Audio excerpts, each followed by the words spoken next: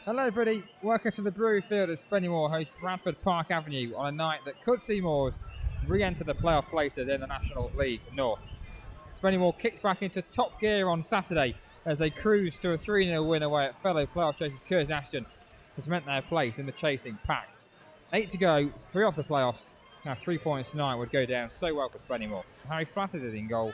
The back four, right to left, is Kenton Richardson, Joe Tate, the captain James Curtis and Ethan Pye.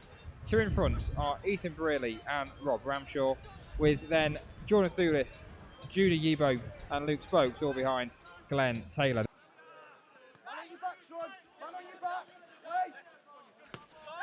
Will he? Yes, he will.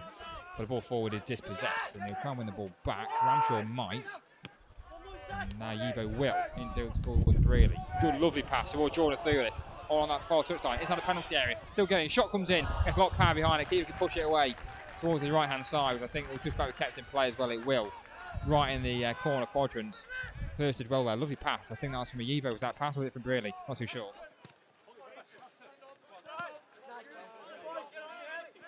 Few home games, but it's not quite had the intensity and the intent is needed. Yeah, we're just lacking that final ball there. With Spokes and Brearley, what you're going to get is two midfielders who want to pick the ball and find the runs of Thulis from maybe from the halfway line or just inside their own half. Just something a bit more adventurous, but it just hasn't come off so far. Ramshaw crosses towards the penalty area. It runs towards Thulis. It goes to ground. It's cleared away.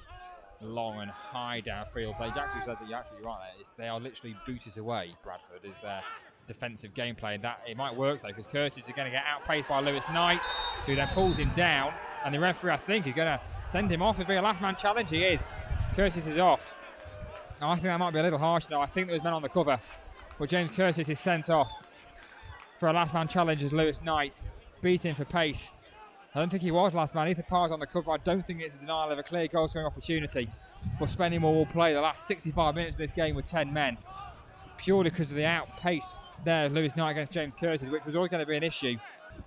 Could be a big pivotal moment. It absolutely could. It could be a playoff deciding moment in many ways. High towards Taylor. He'll touch it down. Ball bounces up in the air. Comes off Taylor's arm. Bradford keep possession. They try and play it forward. It hits the back of a Moors midfield, and that allowed it to run towards Lewis Knight on that far touchline. Who's in here for Bradford. Good save, Harry Flatters with his feet. As Knight trying to put it behind. Past Flatters, and Flatters stands strong and gets it away with his feet and out for Bradford's throw-in. But Lewis Knight in a minute is a difference in this game. So Ethan Pye take this corner for Spain. One in swinger from his near side. Not a bad looking ball that. Keeper comes for it, punches it. Not all that far. Back towards Pye again. He'll keep it in play. Touch out of his feet. Cross comes in. Again, not a bad looking ball that. Headed clear towards the end of the penalty area. It should be cleared. It is. Not very far. Spokes has it. Too far out to shoot. He's too far out to do that. He can find a pass on towards Ethan Pye, who can pass it. Not quite going to find Richardson. And it's cleared away. And it could be in here. With Brad Doherty is with Ramshaw. He's got a run with Lewis Knight. Doherty onto his left foot. Back onto his right foot. Shot comes in. Off the bar. Cleared away. Another shot comes in. That'll be cleared away as it's a poor second attempt. That cannoned off the boot of Brad Doherty and cannoned back off the crossbar and away to safety in the end. Spennymoor can't live that dangerously for very much longer.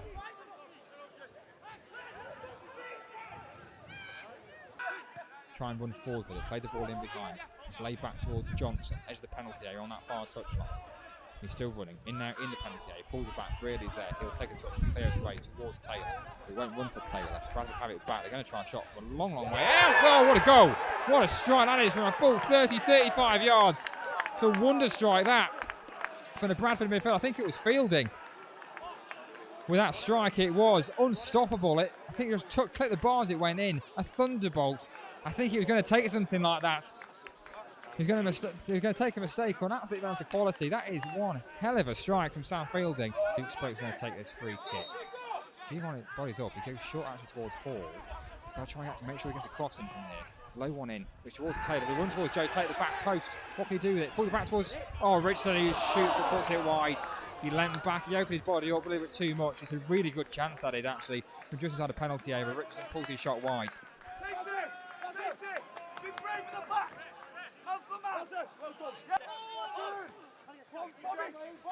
There's still something in this for us. I think we're still going to get one more chance. We've got to believe that that's possible, but I've got to make sure they don't concede. And here come Bradford. It's dunked toward Lewis Knight. He's got so much space at the back post. First time shot, it's 2-0.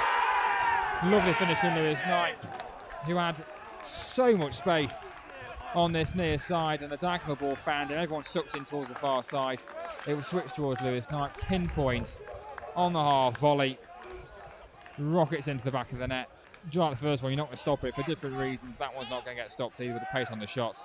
He keeps it down, gets as much pace as is possible behind it, and that would tend to go at Spennymoor 0, Bradford 2 is game over. Not taking it as the referee blows for full time.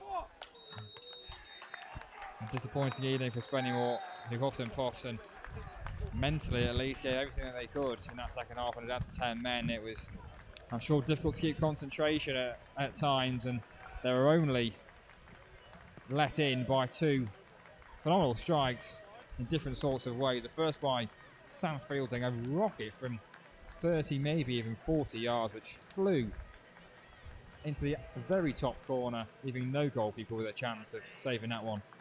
And the second one was a different sort of finish on the half volley, as the ball was crossing towards Lewis Knight. It was free the bird at the back post on his near side.